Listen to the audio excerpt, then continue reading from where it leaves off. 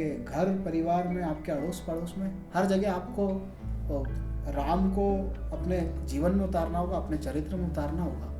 आपको समाज को दिखाने के लिए धार्मिक नहीं होना चाहिए, आपको धार्मिक प्रभु श्री राम के रास्ते पे चल के होना चाहिए। तो आपको लगता नहीं है वैसे ये जो इतना फिर ये ड्रामा हो रहा है किसी भी पार्टी की तरफ से, किसी भी राजनीतिक जो भी, अब उसको पार्टी तो नहीं कह सकते, पर जो भी संगठन है उसकी तरफ से, तो फिर आपको ये नहीं लगता कि पॉलिटिक्स में धर्म का बिल्कुल ही इन्फ्लुएंस ही नहीं होना चाहिए, उसको लेके कोई बात ही नहीं होनी चाहिए? देखिए, बिल्कुल नहीं होना चाहिए, इन्वॉल्वमेंट होने नहीं हाँ, चाहिए, नहीं होना चाहिए। पर अभी आपने कहा था कि कृष्ण जो थे उनसे बड़ा राजनीतिक कौन? मैं उनसे इंस्पिरेशन लूँ ना।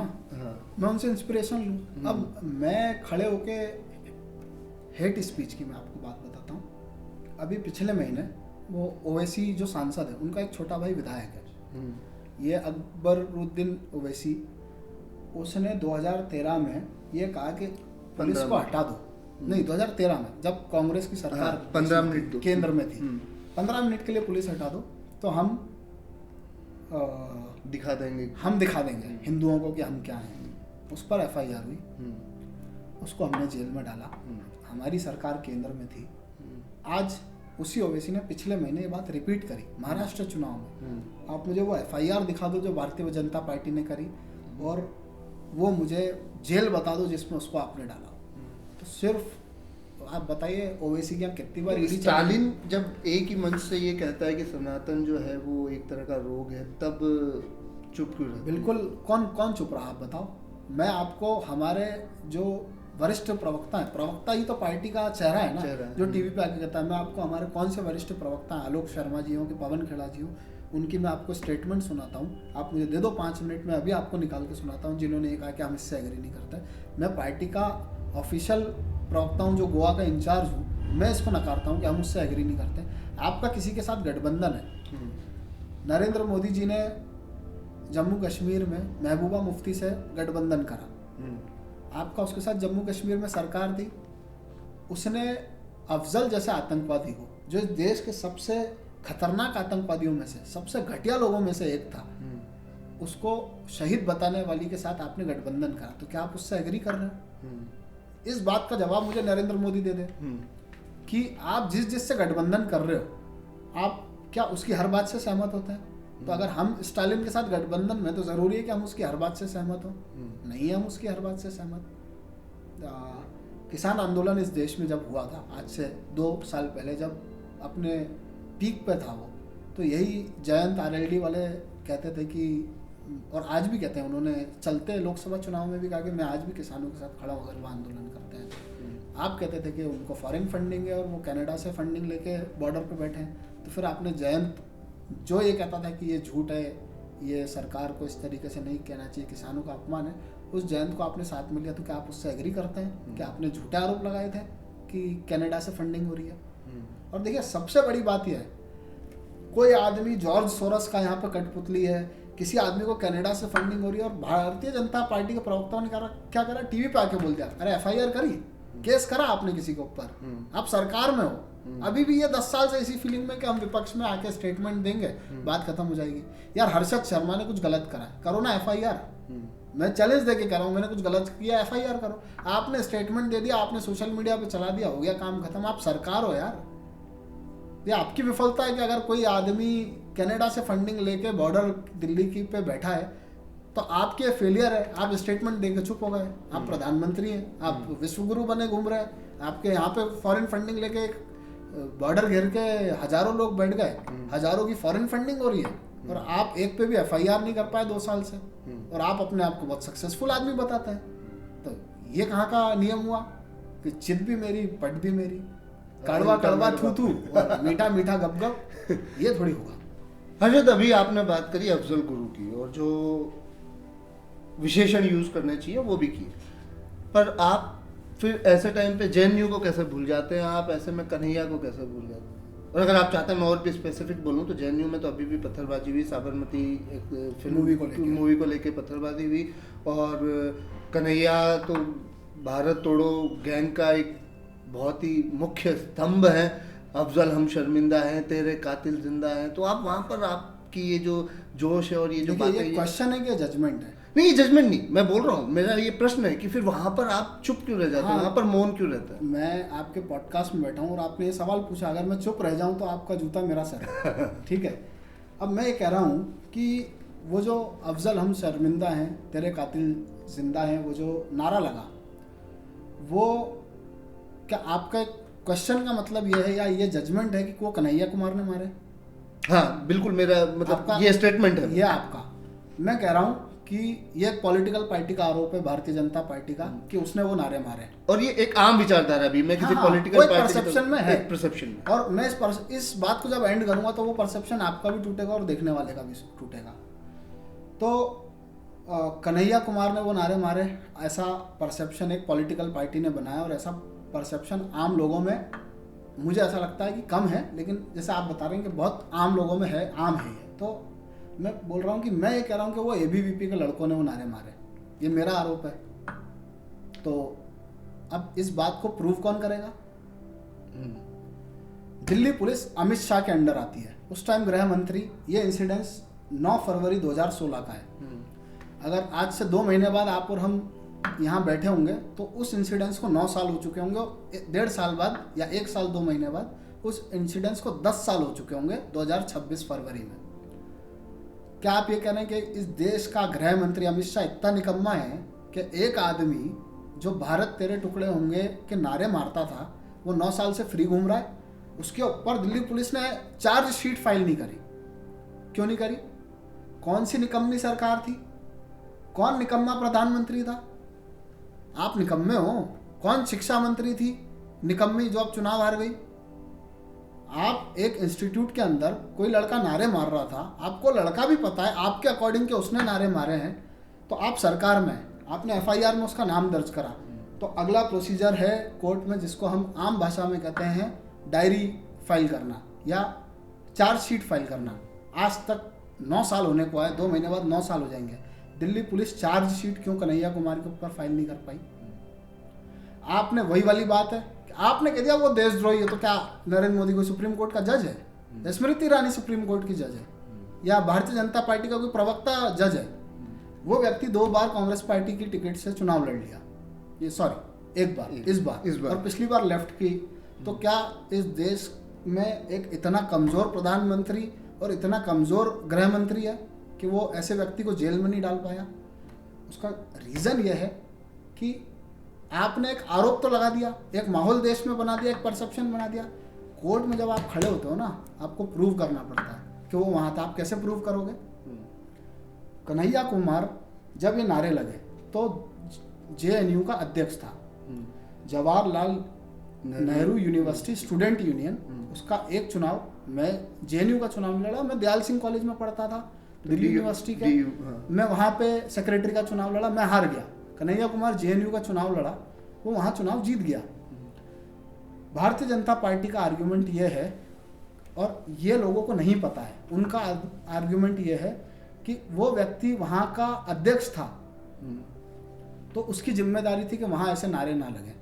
वो जो लोग आए थे वो मुंह पे कपड़ा बांध के आए थे, वो वीडियो लोग चाहें तो चेक करें, वो लोग कपड़ा बांध के 10-12 लोग आए, उन्होंने ये नारे मारे। वो क्लोज कैंपस है, दिल्ली यूनिवर्सिटी ओपन कैंपस है, आप भी जा सकते हो, मैं भी जा सकता हूँ, चाहे हम स्टूडेंट हो ना हो। लेकिन जब आप जेएनयू जाओगे तो अंदर सिर्फ वहाँ का स्टूडेंट या वहाँ का टीचर या वहाँ का नॉन टीचिंग स्टाफ वहाँ जा सकता है, या जिनका अंदर रेस्टोरेंट और ढाबा है, वहाँ अलग अलग ढाबे बने हुए, जाइएगा, बहुत अच्छा है। जो लोग वहाँ जा सकते हैं, सिर्फ उनके पास एक आइडेंटिटी कार्ड है, वो लोग जा सकते हैं। तो 12 लोग कौन थे? अगर वो जेएनयू के लोग थे तो 12 लोगों पर एफआईआर हुई आज तक। आप कहते हो, भारतीय जनता पार्टी कहती है, एबीवीपी जो उनका छात्र संगठन है वो कहता है कि वहाँ 12 लोग थे। आप ले दे के कन्हैया कन्हैया कन्हैया, मैं कह दूं कि पहली बात तो कन्हैया कुमार उन 12 लोगों में था नहीं, और था तो बाकी के 11 लोग कहाँ हैं? आपने पीडीपी की सरकार से गठबंधन करा, तो क्या आपने उन 12 लोगों को क्लीन चिट दे दी? क्या वो उनसे जुड़े हुए लोग थे? ये मेरा आरोप है। करे सरकार, मेरे को बुलाए, मेरे से पूछे, मैं बताता हूँ। कोर्ट में आप क्यों नहीं साबित कर पा रहे? 9 साल में, 10 साल में इतने निकम्मे हो क्या आप? और कोर्ट में आप चार्जशीट नहीं फाइल कर पा रहे किसी के भी खिलाफ। कन्हैया कुमार ने जब ये वहाँ 2-4 दिन के लिए उनको जेल में डाला गया, वहाँ से कोर्ट ने बेल दे दी कि कुछ नहीं दिख रहा है इसमें दम, उनको बेल दे दी, उन्होंने आके एक ऐतिहासिक भाषण, तब वो हमारी पार्टी में भी नहीं था, ऐतिहासिक भाषण जेएनयू के कैंपस से दिया। कि बिल्कुल पीछे खड़ी है शैला रशीद, ये उनका ट्विटर हैंडल है, आजकल भारतीय जनता पार्टी की भाषा बोल रही है। उन्होंने एक किताब लिखी है अपनी, उस किताब, आप इनके ट्विटर पर जाएंगे तो उस किताब का इन्होंने कवर पिक लगा रखा है, रोल मॉडल्स। इस रोल मॉडल में शैला रशीद ने अपने हर चैप्टर में नरेंद्र मोदी की तारीफ करी है। तो कल को शैला रशीद अगर भारतीय जनता पार्टी में शामिल होगी, मैं आज आपको बता रहा हूँ, तो क्या शैला रशीद उस जो आप टुकड़े टुकड़े गैंग बोलते हो उसका हिस्सा नहीं है? और दूसरी बात, आप कब तक लोगों को देशद्रोही आतंकवादी बोलते जाओगे? आप कब एफआईआर करोगे? आप इतने निकम्मे हो चुके हो। आप गृह मंत्री हो, आपने क्या गृह मंत्री इसलिए बने थे कि अपने बेटे को बीसीसीआई का चेयरमैन, सेक्रेटरी और आईसीसी का चेयरमैन बना दूंगा? आपका काम इस देश में सिक्योरिटी देखना है। आप कह रहे हो कि दिल्ली में घुसपैठिए घुस के बस गया और वो अरविंद केजरीवाल का वोटर है, तो आप निकम्मे हो, इसका मतलब आप नकारा आदमी हो। आप अपने आप को चाणक्य बताते घूमते हो। बॉर्डर दिल्ली से कितना दूर है इस देश का किसी और देश का? कि बांग्लादेश से अगर घुसपैठिया आ रहा है तो वो बंगाल क्रॉस कर रहा है, वो झारखंड क्रॉस कर रहा है, वो बिहार क्रॉस कर रहा है, यूपी क्रॉस करके दिल्ली आ रहा है। ये बात अभी मनीष सिसोदिया ने कहीं बोली भी है। वो इतने स्टेट क्रॉस करके यहाँ तक आ गया, तो यहाँ जो है उसकी जिम्मेदारी है अरविंद केजरीवाल की। लेकिन बॉर्डर की सुरक्षा अमित शाह के हाथ में, राजनाथ सिंह के हाथ में, तो उनकी कोई जिम्मेदारी नहीं बनती।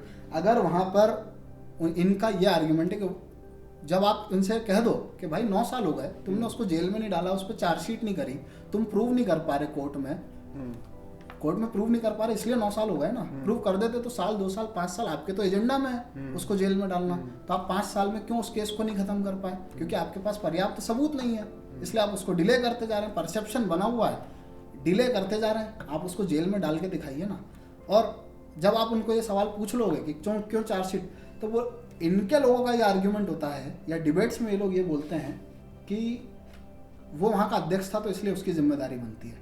अब मान लीजिए आप और मैं यहाँ बैठे हैं और आप कुछ गलत कर दें, तो क्या यहाँ के विधायक को हम जेल में डालेंगे कि विधायक की जिम्मेदारी थी इस नागदा की? या होम मिनिस्टर को जेल में डालेंगे? तो अगर वहाँ कन्हैया अध्यक्ष था तो वहाँ होने वाली एक एक एक्टिविटी के लिए अगर वो जिम्मेदार है, तो उस टाइम राजनाथ सिंह गृह मंत्री था, उसके ऊपर एफआईआर क्यों नहीं हुई? वो भी तो उसी दिल्ली में रहता है ना, जिस दिल्ली में जेएनयू। देखिए बात क्या है, मैं जेएनयू जाता हूँ, जेएनयू में मैंने आपको बताया क्लोज कैंपस है, अंदर एंट्री आपको किसी रेफरेंस से मिलेगी, किसी आप स्टूडेंट, आपका भाई दोस्त, या तभी पास अलॉट होगा। हाँ, या आप वहाँ किसी प्रोग्राम में अटेंड करने जा रहे हो तो उसके पासेज होते हैं, वो आप, तो वहाँ ढाबे हैं, हमारी वहाँ कई बैठक रही है। मैं इंचार्ज रहा हूँ जेएनयू का, एक छोटा मोटा रोल वहाँ के इलेक्शंस में मैंने स्टूडेंट यूनियन का प्ले किया है। देखिए बेसिकली आप जेएनयू की लोकेशन उठा के देखिए, इस पॉडकास्ट को सुनने वाला हर व्यक्ति दिल्ली में जेएनयू कहाँ है उसकी लोकेशन उठा के देखिए। जेएनयू बंद होगा तो वो इतनी कीमती जगह है, साकेत और मेहरौली के पास में, साउथ दिल्ली की, उसकी दुकान बंद होगी। जो भारतीय जनता पार्टी को लगता है कि वो जवाहरलाल नेहरू यूनिवर्सिटी क्लोज कर देंगे हम, तो वो अदानी को ज़मीन दी जाएगी। अदानी कितना बड़ा कैंपस है आपको पता है? मैं कह रहा हूँ इस शहर का 90% हिस्सा आप ले लो, इतना बड़ा कैंपस है, और वो इतने महंगे एरिया में है। तो आ गया होगा साहब का फ़ोन, ये ज़मीन मुझे चाहिए, तो बस मिमियाते घूम रहे हैं जेएनयू बंद करना है। अरे क्यों बंद करना है? आपको कॉलेज बंद करना है, या ये आप इस देश को इस तरीके से चलाएंगे जहाँ से आपकी फाइनेंस मिनिस्टर आई है, जहाँ से एस जयशंकर पड़े हुए हैं, उसको आपको बंद करना है, ऐसे इंस्टीट्यूट को। क्यों? क्योंकि मालिक का फ़ोन आ गया होगा कि बॉस ये ज़मीन चाहिए यार, तो आप उसको प्रूव करके दिखाइए। और ये एक इंसिडेंस नहीं है कन्हैया कुमार का, जब कांग्रेस की सरकार केंद्र में थी, एक हमारे होम सेक्रेटरी थे आर.के. सिंह, जिस व्यक्ति ने, जिसके लिए हम बदनामी उठा रहे हैं, जिस व्यक्ति ने अपने स्टेटमेंट में कहा था हिंदू आतंकवाद शब्द को यूज़ किया था। हाँ, पहली बार शायद कभी यूज़ किया। वो आदमी बिहार से 2014 में भारतीय जनता पार्टी की टिकट से चुनाव लड़ा, 14 से 19 तक मंत्री रहा, फिर 2019 में फिर भारतीय जनता पार्टी की टिकट से बिहार से चुनाव लड़ा, 2019 से 2024 तक। फिर जिस व्यक्ति ने हिंदू आतंकवाद शब्द को कॉइन किया, स्टार्ट किया, आर.के. सिंह, वो भारतीय जनता पार्टी में 10 साल तक केंद्र में मंत्री रहा, और इस बार सांसद का चुनाव हारा है, इसलिए वो मंत्री नहीं, तो इस बार फिर जीत जाता। आज भी वो व्यक्ति भारतीय जनता पार्टी में, आपने क्या बिगाड़ लिया उसका? आपकी हिपोक्रेसी है कि हमारे साथ आ गई शहला रशीद जो कन्हैया के पीछे खड़ी थी, तो शहला रशीद भली हो गई। लेकिन कन्हैया, ये गुजरात में 2017 में दंगा हुआ अहमदाबाद, पूरा तोड़ फोड़ दिया गया। उस लड़के का नाम था पटेल, हार्दिक पटेल। वो देशद्रोही था, लेकिन उसने इस चुनाव से पहले सोचा कि मुझे विधायक बनना है और मैं जिस सीट से विधायक बनना चाह रहा हूँ वहाँ से बीजेपी से ही जीत पाऊंगा। आज आपने कितने साल हो गए आपके सुने हुए कि हार्दिक पटेल देशद्रोही है कि नहीं है? क्यों हार्दिक पटेल देशद्रोही नहीं है? उसने भी तो वो दंगा करा था, भारतीय जनता पार्टी उसको देशद्रोही बोलती थी ना। लेकिन आज भारतीय जनता पार्टी के लिए वो देशद्रोही नहीं है, क्योंकि वो आज भारतीय जनता पार्टी में है। RK सिंह, जिसने इतना घटिया एक शब्द इस देश को दिया, उस RK सिंह को आपने 10 साल केंद्र में मंत्री बनाया। एक भारतीय जनता पार्टी के नेता ने विरोध करा था कि इसको पार्टी में क्यों ले रहे हो? किसी ने नहीं करा। आप महात्मा गांधी के विरोध करते हो, आप भारतीय जनता पार्टी के तमाम नेताओं को सुन लेंगे, RSS के लोगों को, महात्मा गांधी का विरोध करते हैं। तो आप अगर महात्मा गांधी का विरोध करते हैं तो आप सनातन धर्म का विरोध करते हैं, आप हिंदू धर्म का विरोध करते हैं। आप सोचे, जिस आदमी को गोली लगी है वो हे राम बोल के अपना अंतिम शब्द हे राम बोला है, और ये गोडसे ने अपनी किताब में लिखा है कि हे राम उनके अंतिम शब्द थे। बाकी लोगों ने तो जो बताया सो बताया, गोडसे भी इस बात को वेरीफाई कर रहा है। मैं कहता हूँ आज़ाद भारत का पहला आतंकवादी गोडसे इस बात को वेरीफाई कर रहा है कि महात्मा गांधी के अंतिम शब्द हे राम थे। तो आज जो महात्मा गांधी को गाली दे रहा है, महात्मा गांधी का आश्रम है वर्धा में, महाराष्ट्र में, नागपुर से कुछ 50-60 किलोमीटर दूर है। आप वहाँ पे जाइए, वहाँ पे वो जब रेगुलर किसी भी शहर में होते थे तो सुबह उठ के एक प्रेयर रखते थे, और उसका गाना होता था रघुपति राघव राजा राम पतित पावन सीताराम, जो कुछ होता है। मैं उसका एक अलग ही वर्जन उसका रिमिक्स वर्जन हमने सुना। तो ये महात्मा गांधी को गाली देने वाले लोग, क्या वो सनातन धर्मी है? महात्मा गांधी ने अनटचेबिलिटी के खिलाफ आंदोलन चलाया, किससे इंस्पायर्ड था वो? प्रभु श्री राम से, शबरी के बेर से। उनकी तो पूरी जीवन आप गाथा पढ़ें और राम की जीवन गाथा पढ़ें तो आपको ऐसा लगेगा कि राम से इंस्पिरेशन लेके एक आदमी ने आज़ादी का आंदोलन चलाया। आज RSS के लोग, मैं खुले मन से कह रहा हूँ, RSS के लोग महात्मा गांधी के खिलाफ बोलते हैं तो सनातन धर्म के खिलाफ बोलते हैं, क्योंकि महात्मा गांधी ने आज़ादी का आंदोलन चलाया तो प्रभु श्री राम से प्रेरणा लेके। वो व्यक्ति को जब आखिरी, देखिए मैं एक धूर्त आदमी हो सकता हूँ, मैं जो बोल रहा हूँ हो सकता है ये बातें चाशनी में लिपटी हुई, मेरे अंदर से मैं कुछ और सोचता हूँ और मैं बाहर से चिकनी चुपड़ी बातें कर रहा हूँ। लेकिन जब मेरा अंतिम समय आएगा और मुझे पता नहीं होगा कि मैं मुझे कोई गोली मारने वाला है और मुझे कोई गोली मारेगा, तब भी मैं हे राम बोल रहा हूँ, तो मतलब राम उस व्यक्ति के कितने कण कण में बसे थे ये उस बात का सबूत है। अब ऐसे महात्मा गांधी को आज RSS, भारतीय जनता पार्टी, उनके खिलाफ क्या परसेप्शन बनाती है, कितने झूठ फैलाती है। और जो युवा इसको मानते हैं उन युवाओं से मैं पूछना चाहता हूँ, उन्होंने कितना गांधी को पढ़ा है, या उन्होंने अपने आखिरी बार कब कोई किताब उठा के पढ़ी थी, या हिस्ट्री की कौन सी किताब उठा के पढ़ी थी, ये वो खुद जज करें और बताएं इस देश को। देखिए हो क्या रहा है, भारतीय जनता पार्टी ने अभी रिसेंट में एक गोडसे को हीरो बनाया, अभी रिसेंट में किसको हीरो बनाया? लॉरेंस बिश्नोई को हीरो बनाया। इनके हीरो देखिए, आप मीडिया का भी सारा काम जो है बीजेपी के सर पे थोपना चाहते हैं। नहीं, तो देखिए इस देश की सत्ता भाजपा के हाथ में, अगर मीडिया कुछ गलत कर दिए तो उस पर रोक लगाने का काम किसका है? मैं कह रहा हूँ आज दिन भर आज तक ABP न्यूज़ और न्यूज़ 18 जो अंबानी जी का चैनल है, NDTV जो अदानी जी का चैनल है, दिन भर बैठ के हिंदू मुसलमान की वो बहस कर रहे हैं। तो मैं चाहूँगा कि खासकर ये जो JNU वाला है, ये आप इसको काटिएगा मत, ये लोगों तक पहुँचाइएगा। ये दिन भर हिंदू मुसलमान कर रहे हैं, या ऐसी जो आप कह रहे हैं कि ये सारी बातें वो फैला रहे हैं गांधी जी के खिलाफ, या तो कितनी बार इस सरकार ने उनको नोटिस देके बोला कि बकवास बंद करो, हेल्थ और एजुकेशन पे बात करो, रोड पे बात करो, वर्ल्ड पॉलिटिक्स पे बात करो। वर्ल्ड पॉलिटिक्स पे आप TV9 उठा के देख लो, बड़ा इंटरेस्टिंग चैनल है। वो यही दिखाता रहता है कि उसने उसके ऊपर बम फेंक दिया, उसने उसको इस देश की तो चिंता ही नहीं है। वो ऐसा लगता है कि वो कहीं फ्रांस का और दूसरे देश का चैनल है, वो वहीं की न्यूज़ दिखाता है। वो रशिया और यूक्रेन से बाहर ही नहीं आ पा रहा है। तो देखिए बात क्या है कि जब हम बात सनातन की कर रहे हैं तो आप महात्मा गांधी का विरोध करते हैं, गोडसे को आप हीरो बना रहे हैं। गोडसे, इस व्यक्ति को आप साइड रखिए। आज आप हीरो बना रहे हैं लॉरेंस बिश्नोई को, इन दोनों को अब आप साथ में ले लीजिए, गोडसे और लॉरेंस बिश्नोई। इनमें क्या कॉमन है? इनमें कॉमन है कि निहत्ते लोग खड़े हैं ये 5-7-10 लोग आते हैं, उसको गोली मार के चल जाते हैं। इसमें कौन सा शेर वाला काम है? वो शेर वाला काम है।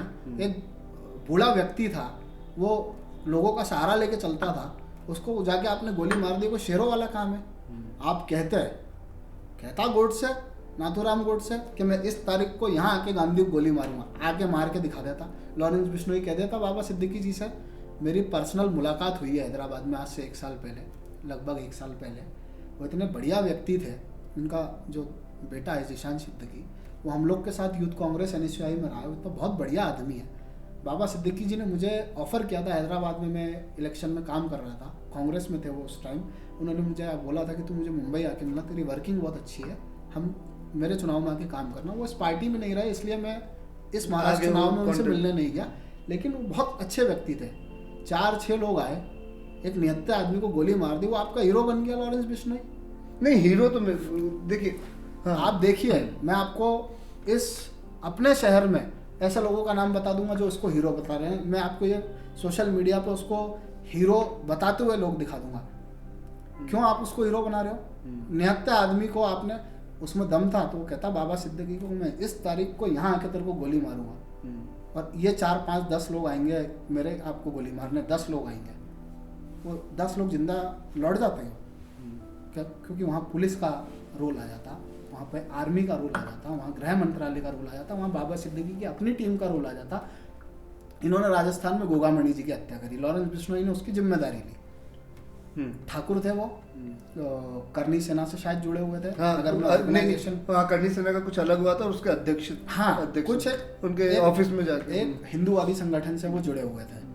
उनको निहत्ते लोग आके गोली मार के चले गए। कौन सा शेर वाला काम है? आप गोगामणि जी को कह देते कि इस तारीख को यहाँ आके आपको मारूंगा, फिर हम आपको शेर समझते हैं, आप उसको छू के दिखा देते हैं।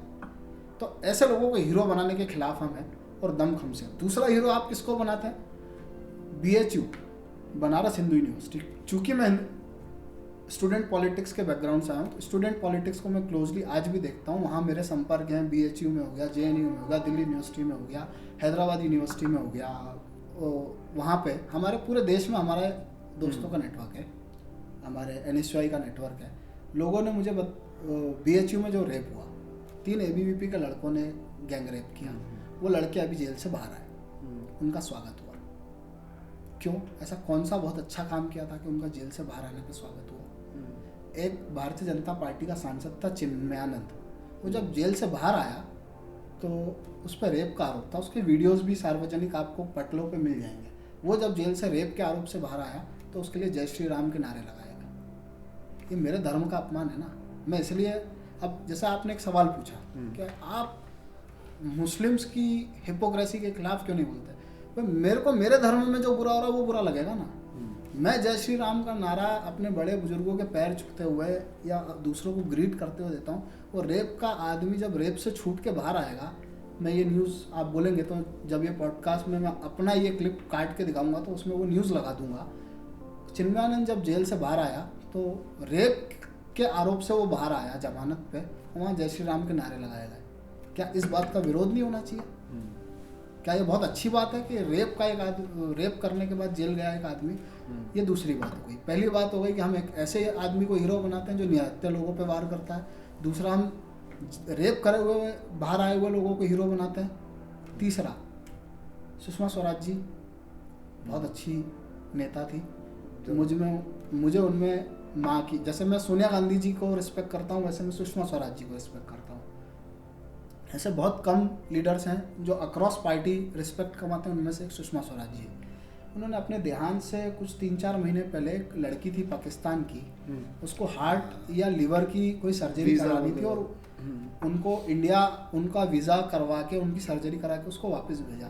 मैंने बीजेपी से जुड़े हुए लोगों को ट्विटर पे आइडेंटिफाई किया, वो ये कह रहे थे कि अच्छा हुआ इसके साथ जो हुआ, इसको तो जाना ही था, इसने उसकी मदद करी। ये आपकी ह्यूमैनिटी, ये आपका धर्म है। क्यों? क्योंकि वो लेडी किसी की, पाकिस्तान की किसी मरीज की हेल्प कर गई तो आपको बुरा लग गया। मैं कोशिश करूँगा ढूंढ के आपको वो ट्वीट भी भेजूँ। इन लोगों ने उसके डेथ को सेलिब्रेट किया। आप किसी की डेथ को सेलिब्रेट कर रहे हो, ये कौन सा धर्म है?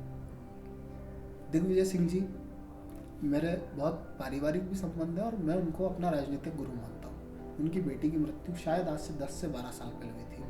इन लोगों ने जश्न मनाया। क्यों? आप किसी की मौत का जश्न मना सकते हो?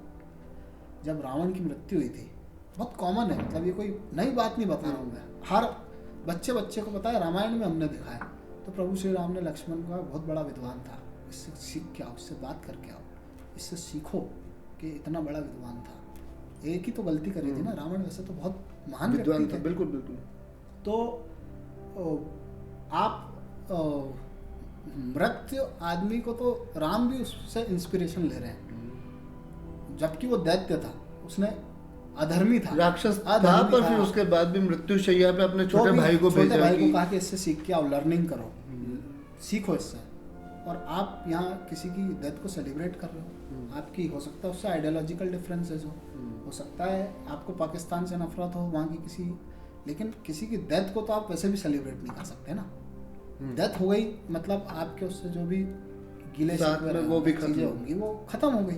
तो ये जो सारा इशू है, परसेप्शन एक चीज है। आप कोर्ट में प्रूव करो ना कन्हैया कुमार ने कुछ किया है तो 9 साल 10 साल हो गए, भगवान अगर 20-30 सीटों के ऊपर नीचे कर देता तो आज नरेंद्र मोदी और भारतीय जनता पार्टी सत्ता में नहीं होते। तो आप जिंदगी भर यही बोलते रहते हैं कि हम सत्ता में नहीं इसलिए वो बाहर घूम रहा है। भाई आप अभी कम से कम 4 साल तो और सत्ता में हो, अभी आपकी सरकार है, इस 4 साल में कुछ कर लो, नहीं तो फिर जिंदगी भर का बहाना हो जाएगा कि हम सत्ता में नहीं है तो उसको जेल में। आप 9 साल में तो नहीं डाल पाए, अगली जो सरकार आएगी उसको उंगली करोगे कि उसको जेल में डाल, जिस केस में दम ही नहीं है उसको कैसे जेल में डाल देंगे।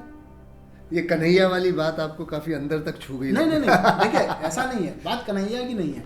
मैं कन्हैया वाली बात को मैंने रेल से भी जोड़ा, मैंने किसी की डेथ से भी जोड़ा, मैंने महात्मा गांधी से भी जोड़ा। बात यह है कि परसेप्शन आप जो बना रहे हो उसमें कितनी सच्चाई है। देखिए ये देश फेक न्यूज में नंबर 1 है और इस देश की number 1 party Bharatiya Janata party है। क्या इन दोनों में कोई रिलेशन है? क्या इस तंत्र का यूज करके Bharatiya Janata party number 1 party है? इस बारे में सोचा जाना चाहिए। ये जो आपकी आइडियोलॉजी है और एक जो भी आपकी विचारधारा है, जो एक उसमें गुस्सा भी है, एक एग्रेशन भी है, ये आपका पॉलिटिकल आइडियोलॉजी, एक आपका नेचुरल जो आपकी खुद की जो इंस्टिंक्ट है वो, एक आपकी पॉलिटिकल आइडियोलॉजी और एक धर्म, इन तीनों के बीच में बैलेंस कैसे बना पाता है? ये कोई बैलेंस नहीं है। अगर मुझ में ह्यूमैनिटी है तो मैं हिंदू धर्म को फॉलो कर रहा हूँ, और मुझ में ह्यूमैनिटी है इसलिए मैं कांग्रेस पार्टी में हूँ। तो क्योंकि मैंने जो बताया कि मेरी पार्टी मुझे ये नहीं सिखाती कि मैं नॉर्थ इंडियन हूँ तो मैं साउथ इंडियन से कोई डिफरेंस रखूँ, मैं अपर कास्ट हूँ तो मैं लोअर कास्ट से रखूँ, मैं हिंदू हूँ तो मैं मुस्लिम से रखूँ, मैं मर्द हूँ तो मैं महिला से रखूँ। मेरी पार्टी सबको बराबर मानती है और सबके लिए बराबर काम करने के लिए कहती है, और ये कभी नहीं कहती कि ये मत करो या वो मत करो। हम इंडिपेंडेंट हैं, हमें जो ठीक लगता है हम करते हैं, हमें जो ठीक लगता है वो हम पहनते हैं। आप वहाँ चले जाइए कि ये ड्रेस उस कलर की है तो आप मत पहनो, ये खाना उस मुगल ने बनाया था तो आप मत खाओ, ये उसने करा था तो ये मत करो, वो उसने करा था तो, ये हमारे में बंदिशें नहीं है। ये सब चीज़ें पीछे छूट गई है। हम फॉरवर्ड लुकिंग है, हमें आगे देख के चलना है, और आगे देख के ही चलने में आपका भी फायदा, मेरा भी फायदा और दुनिया का भी फायदा। पॉलिटिक्स में सनातन की क्या क्या चीज़ें हैं जो इन्वॉल्व हों तो राजनीति का कुछ स्तर सुधरेगा? मैं स्तर वर्ड इसलिए यूज़ कर रहा हूँ क्योंकि आजकल देख रहे हैं कि राजनीतिक स्तर काफ़ी नीचे आता जा रहा है, कुछ लोगों के कारण भले। तो आपको ऐसा क्या लगता है कि इसमें धर्म क्या इसमें योगदान का रोल है? हर पार्टी का रोल है। आज जो पॉलिटिकल डिस्कोर्स आ गया है, जिस स्तर पे आके हम बात करते हैं, किसी मतलब मैं कह रहा हूँ किसी एक पार्टी को हम उसके लिए दोष नहीं दे सकते, सारी पार्टियां इन्वॉल्व है।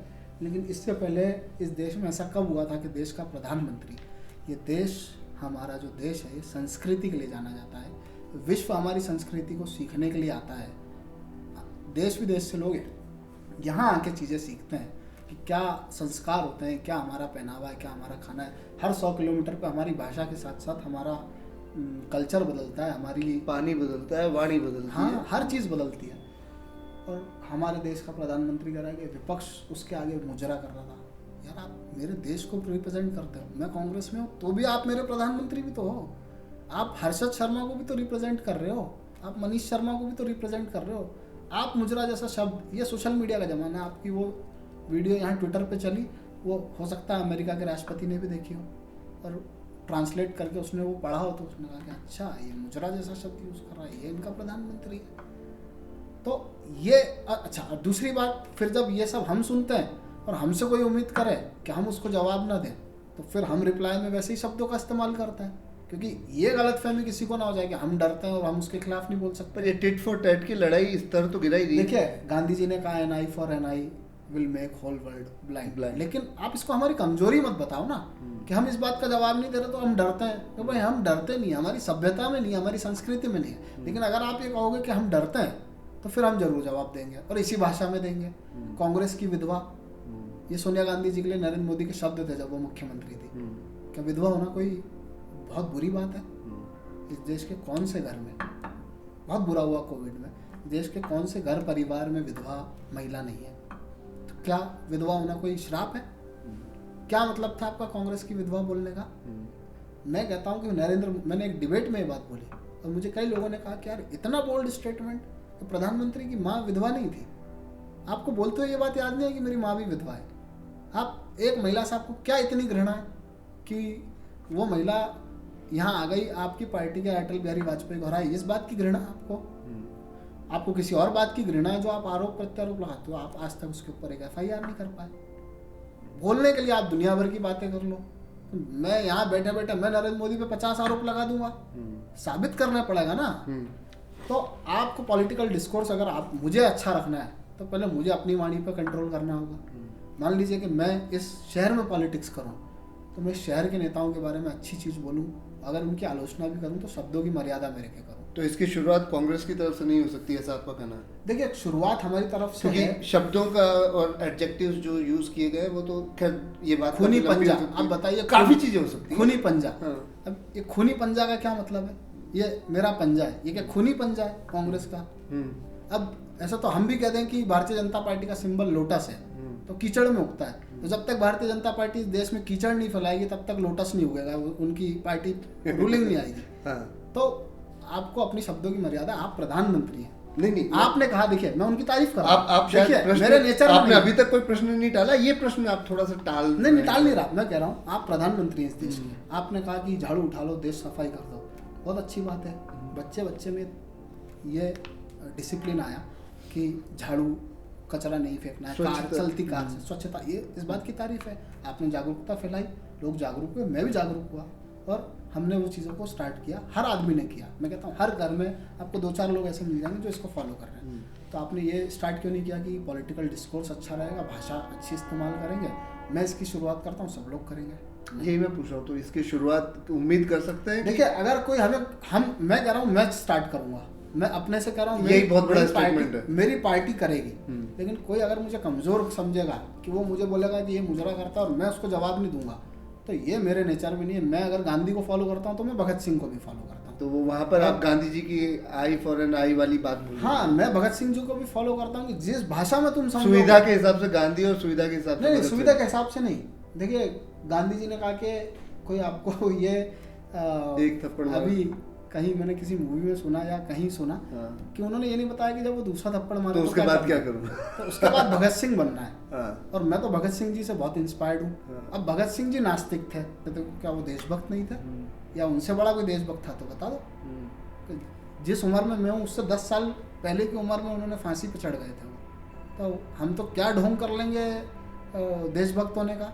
वो व्यक्ति देशभक्त था जिसने 23-24 साल की उम्र में, जब मुझे देश का मतलब ठीक से शायद नहीं पता था या 23-24 साल के बच्चे को नहीं पता होता है, उस उम्र में वो इस देश के लिए फांसी पर चढ़ गए। तो देशभक्ति का धर्म से कोई लेना देना नहीं है, देशभक्ति का समाज से या कास्ट से या वो कौन से स्टेट से आता है या कौन से कलर से आता है, कौन सी जेंडर से आता है, इससे कोई लेना देना नहीं है। और ये इसका भगत सिंह जी से बड़ा कोई उदाहरण नहीं है। आप यहाँ पर अपनी एक जो फील्ड है, आपका जो वर्क है, उसको तो रिप्रेजेंट करते ही हैं, पर साथ ही साथ आप एक पूरी जनरेशन को प्रेजेंट करते हैं।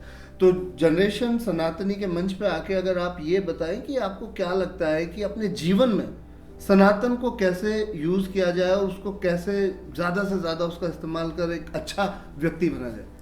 देखिए, ये बात बोलते बोलते मैं शिफ्ट हो गया। मैंने आपको एक बात कही थी कि हम अपने जीवन में प्रभु श्री राम को नहीं उतार पा रहे, लेकिन हम बाहर घूमते हुए जय श्री राम सीताराम कह रहे हैं। मैं ऐसे लोगों को जानता हूं जो पिछले साल जब राम मंदिर बना था जनवरी में, मैं ऐसे लोगों को जानता हूं जिन्होंने अपने फादर को घर से निकाल रखा है, लेकिन जब वो जुलूस निकल रहा था जश्न का, राम मंदिर बनने का, तो वो सबसे आगे था। तो अपने फादर को तो आपने घर से निकाल दिया, आप राम को फॉलो तो नहीं करना चाहते, राम को अपने, राम के चरित्र को, राम के सिखाए मार्ग को आप अपने जीवन में नहीं उतार रहे, लेकिन आपको दुनिया को ये दिखाना है कि मैं धार्मिक हूँ या मैं प्रभु श्री राम की आराधना करता हूँ। तो ऐसे भी लोगों को मैंने देखा, कोविड में हमने देखा, वो बहुत डिस्टर्बिंग वीडियो है, मेरे दिमाग से नहीं उतरता है, जिसमें एक व्यक्ति के फादर को वो हॉस्पिटल लेके जा रहा था, और वो आज भी वो वीडियो कहीं अवेलेबल होगा, तो वो बाइक से गिर गए, वो न्यूज़ बहुत वायरल हुई थी, और उसने अपने फादर को कोविड की उस बीमारी में वहीं छोड़ के वो अपनी बाइक से भाग गया था। ये हमें अपने धर्म में, अगर हमें प्रभु श्री राम को अपने अंदर उतारना है, तो हमें उनके सिखाए रास्ते पे चलना पड़ेगा। ये हम एक नारे के बेसिस पे सोचने कि मैं धार्मिक हो गया, या मैं कुछ इवेंट्स मैंने सपोर्ट कर दिए, या मैं उस इवेंट का हिस्सा बन गया, अपने शहर में उस इवेंट में चला गया, तो मैं सनातनी हो गया या हिंदू हो गया या प्रभु श्री राम की आराधना कर रहा हूँ। ऐसा नहीं है। आप प्रभु श्री राम की आराधना तब कर रहे हैं जब आप उनके दिखाए रास्ते पे चल रहे हैं, आप उनके सेवा, परोपकार, पेशेंस, इन चीज़ों को आपको अपने जीवन में उतारना पड़ेगा। माँ बाप का सम्मान, बड़े भाई बहनों का, छोटे भाई बहनों का सम्मान। लक्ष्मण छोटे थे, लेकिन प्रभु श्री राम ने उनका कितना सम्मान करा। और सिर्फ माँ बाप परिवार में क्यों, दोस्ती में भी, बाली और सुग्रीव वाले विषय में अगर आप प्रभु श्री राम को देखो तो उन्होंने कैसी दोस्ती निभाई। तो ये सब चीज़ों को आपको, या आप कह लो कि विभीषण से कैसी दोस्ती निभाई, आपकी दोस्ती में, आपके सर्कल में, आपके ऑफिस में, आपके घर परिवार में, आपके अड़ोस पड़ोस में, हर जगह आपको राम को अपने जीवन में उतारना होगा, अपने चरित्र में उतारना होगा।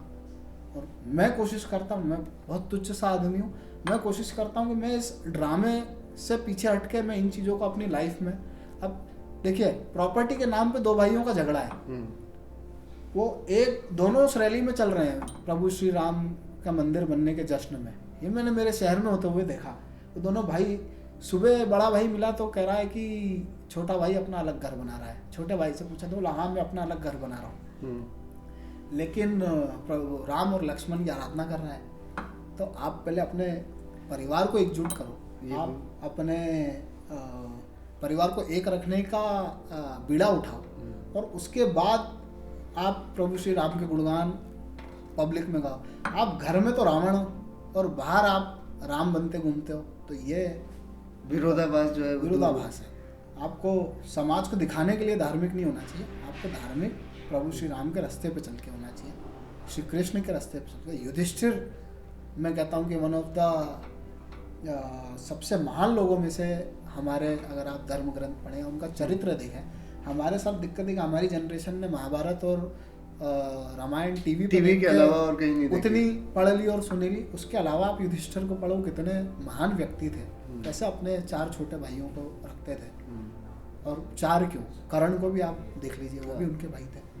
तो आपको इन लोगों को जीवन से सीख के अपने जीवन में उसको उतारना होगा। आप अपने पड़ोसी की मदद नहीं कर रहे और आप शहर भर में राम का गुणगान करते घूम रहे हैं, या कृष्ण का गुणगान या धर्म का गुणगान करते घूम रहे हैं, तो उससे बेटर है कि आप पहले अपने जीवन में उसको उतारें। फिर आप जब सेटिस्फाई हो जाए कि हाँ मैं अपने जीवन में प्रभु श्री राम का चरित्र उतार लिया है, मैं कोशिश, उनका चरित्र तो देखिए कोई नहीं उतार सकता अपने जीवन में, लेकिन एक उनका कण बराबर भी अगर हम उतार लें तो फिर हम लोगों के बीच उनके विचारों को अगर अपनाने की प्रयास भी कर लिया, वो कोई एक्सेप्ट नहीं करना चाहता। ये है। बातें करके सच कह रहा हूँ मज़ा आ गया। कई ऐसी चीज़ें थी जो सच्ची में दिल को छू गई, और कई ऐसी चीज़ें थी जो मुझे भी नहीं पता था कि यहाँ पर मेरे अंदर है। और अच्छा है, तो ये तो मतलब एक तरह से मैं अप्रिसिएशन ले रहा हूँ। जाते जाते यूथ को कुछ मैसेज देना चाहेंगे धर्म से संबंधित, कि जो आपने कई बातें कही कि धर्म को लेके जो अज्ञानता फैल रही है उसको भी मिटना चाहिए, यूथ के लिए जाते जाते। देखिए मैं कोई इतना बड़ा फिगर नहीं हूँ कि मैं यूथ को कोई मैसेज दूँ, लेकिन जितने लोग आपको सुन रहे हैं उनसे मेरा ये मैसेज है कि अध्ययन करना चाहिए, सवाल करना चाहिए, रैशनल थिंकिंग होनी चाहिए, हर चीज़ को आपके दिमाग में चलना चाहिए, ये ऐसा क्यों है, ये वैसा क्यों है, भाई उसके ऊपर सेब गिरा तो उसने सोचा ना कि क्यों ये नीचे क्यों गिरा यार, ये ऊपर क्यों नहीं गया, तो उसने ग्रेविटी की डिस्कवरी करी। तो क्योंकि उसको क्वेश्चन दिमाग में आया, हम किसी की गुलामी एक्सेप्ट ना करें। ये मेरा यूथ से अगर मेरी बात का कोई प्रभाव है, पहली बात तो मैं कोई धर्म का एक्सपर्ट तो मैं हूँ नहीं, इसलिए मैं उस पर बोलूँगा ही नहीं, लेकिन मेरा ऐसा मानना है, मेरा पर्सनल व्यू ये है कि चाहे धर्म हो, चाहे पॉलिटिक्स हो, चाहे किसी भी चीज़ में, एक लड़ाई धोनी वर्सेस विराट कोहली के फैंस की भी है, स्पोर्ट्स हो, पॉलिटिक्स हो, धर्म हो, या आप कोई बिग बॉस जैसा सीरियल हो, उसको लेके लोगों की फाइट होती है कि घटिया है, मैंने आज तक एक नहीं देखा, तुमने आज तक सारे देखे। मेरा ये कहना है कि किसी भी चीज़ को लेके हमें गुलाम नहीं होना चाहिए कि मैं उसका गुलाम हो जाऊं कि मैं बस जो मैं सोच रहा हूँ वो सही है।